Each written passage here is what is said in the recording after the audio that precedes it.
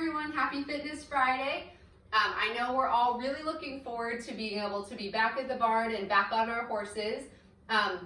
So it's a great time that as we have those feelings of excitement and anticipation, it's a great time for us to focus on getting our bodies ready to get back in the saddle. And there are lots of things that we can do off the horse to get yourself ready to get back on the horse. One of the big areas that I think a lot of times take for granted when we're riding is mounting. Mounting is actually a really difficult motion, and it requires a lot of muscle memory and flexibility and balance. If you really think about what it takes to walk up to the top of your mounting block, hold your horse, and step your foot into the stirrup and swing your leg up and over, it's quite a lot as far as balance and coordination. And because that's something that we don't practice on a regular basis if you're not riding, it's a great thing for us to do some exercises to get ready to get back going with that. So the first exercise I'm going to show you is called tightrope walking. So you're going to find somewhere in your house that you have a nice straight line. So I'm going to use the edge of my yoga mat, but you could use like the edge of the carpet or a crack on the floor. And you're basically going to walk nice and straight, heel to toe, keeping your feet nice and parallel. So that means toes are facing the opposite wall.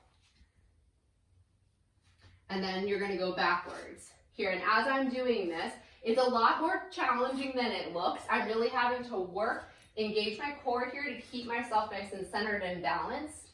And I'm just going to do this a few times.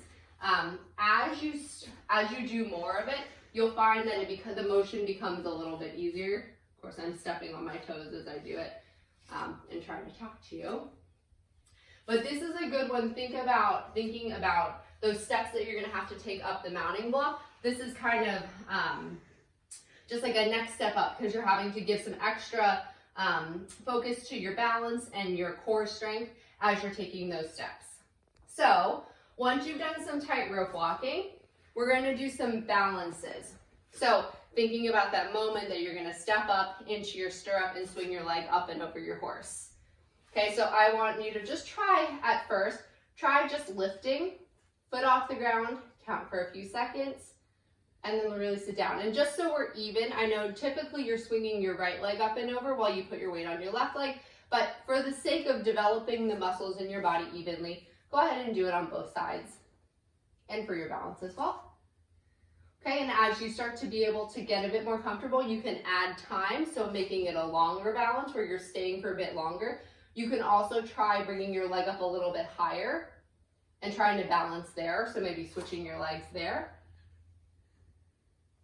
Okay, and all the time, woo, see, I let my core go there, so that's where I lost my balance. So keeping this core engaged and keeping, you want to think of your body stacked up, like from your heel to your hip, to your shoulder, to your head, just like when you're up on a horse, actually.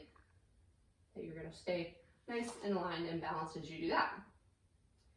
Okay, so once you've got some good balance there and you're really starting to feel that you can balance that and hold it, I want you to do some standing RDLs. So this, if you did our Fitness Friday last week, this is an exercise you might be familiar with, but you're going to stand on 2 feet.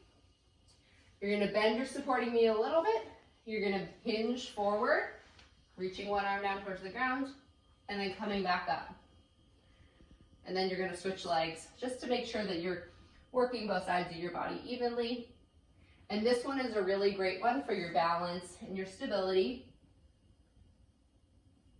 And it really is going to prepare you for that moment where you have to put all your weight on one foot and swing up nice and over. And the more we can develop our balance and our strength here, the easier we're going to make it for ourselves, because you're not having to use the tap quite as much. You can rely on your balance and core strength to help you swing up and over, but also the easier you make it for your horse, who very well patiently will stand there for you and wait as you do it, but it makes it so you can really swing yourself up and over and sit down in a really soft way, have a lot of control as you bring your body down into the saddle. Okay, so the next, I'm going to show you 3 more exercises, and these ones are stretches. So we work some on our core strength and our balance, and then the other part, so that's going to help us be nice and stable as we go to swing our leg over. But the other part of it is flexibility. It's a really big movement when you're bringing your leg up and over the horse. So I'm going to show you a few stretches that'll help you get your body ready to do that once we're back and going. So one is just a single leg stretch. So you're going to come down. You can be on just somewhere soft, that's like soft and firm. So carpet, mat, whatever is comfortable. You're going to lay flat out. And I want you to just bend one knee. You can lace your hands or put your hands on top of each other. Touch your, bring it to your kneecap. And then you're gently just going to pull this knee in towards your chest. This is going to kind of stretch out this hip, make it a bit more mobile. So as you're doing this, you want to make sure that your back stays as flat as possible. Sometimes here it's easy to get a little bit topsy-turvy, so only go as far as you're able to keep your back flat on the ground. And then you'll do the same thing other side for the same reason we've done all the exercises on both sides, to make sure you're developing your balance evenly, or your body and your muscles evenly. And you want to hold each of these stretches for probably about 30 seconds to a minute. Okay, so that's our single leg stretch. Grab your knee, pull it in towards your chest, and stretching it there. Okay, so our next stretch is going to focus on our hamstrings. So that's another part of that, a piece of that flexibility to be able to swing our leg up and over. So there's lots of different ways to stretch your hamstrings, but one of the ways that I like is a seated single leg stretch. So you can bend one leg in, think like you're going to make a triangle. Other leg stays straight out. You're going to flex your foot. That means you're going to push your foot nice and flat like you're standing on the ground. You're going to try to square your nose off to your big toe. So align like you've got a string headed from your nose to your big toe. And then you're going to reach forward towards your front foot. Now it's important that you keep your foot flexed in order to get a nice long stretch that runs all the way up through your hamstring. And you're coming forward. And it's okay if you don't go all the way to your foot. You can come here and you're just letting your body weight kind of bring yourself down without collapsing all the way here. And we're just coming here to start because this is a little bit more gradual.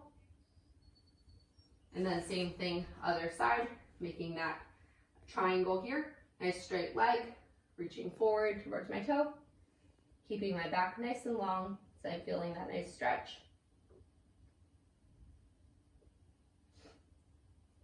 And you'll find that with these stretches, if you repeat them, so let's say after I'm done stretching on this side, I go back to the other side, I might be able to go a little bit further. So I might not be able to go a bit beyond my toe, a little bit further down because I've started to loosen that muscle up. So that's part of the reason that with all of these stretches, you want to hold it to give your muscle time to relax and adjust, and then taking a break, letting blood kind of come back into the muscle, taking a break, shaking it out, and then maybe trying it again.